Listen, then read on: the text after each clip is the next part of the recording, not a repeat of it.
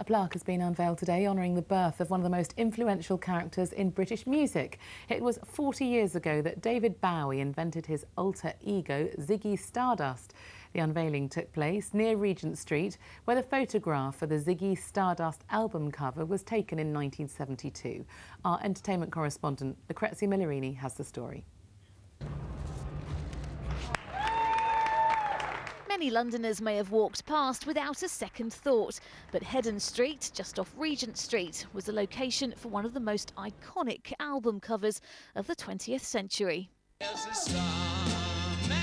David Bowie's alter ego Ziggy Stardust apparently landed here 40 years ago, but of course back then it was very different. So this is the famous Heddon Street where the arm sleeve was taken. Spandau Ballet's Gary Kemp, who did the unveiling today, is somewhat of a Ziggy expert.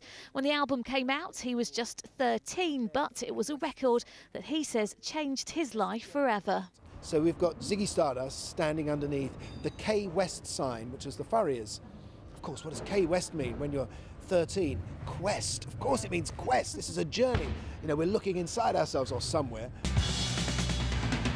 The rise and fall of Ziggy Stardust and the Spiders from Mars was a breakthrough album for Bowie.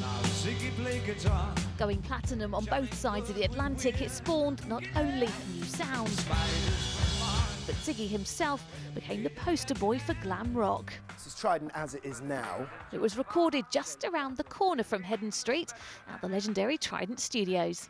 He represented a fantasy that would, you know, not only blur the edges between girl and boy, but also blur the edges between him as an artist and this character that he was embodying at that point, this Ziggy Stardust character. This is the first ever black plaque to be given by the Crown Estate, and only the second plaque commemorating a fictional character, the other belonging to Sherlock Holmes at 221B Baker Street.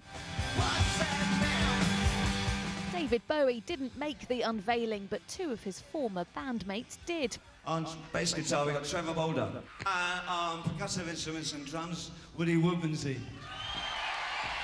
So what do they think he would have made of it all? I think he'd be thrilled with it, you know. I think he is. I think he knows about it, definitely. Some people have been telling me about it. His management are here today, so, you know, and he's asked for every bit of information that's going on about it, so he'll see all this later on, I should think.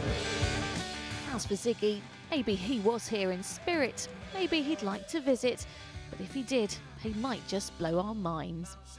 Lucrezia Millerini, London Tonight.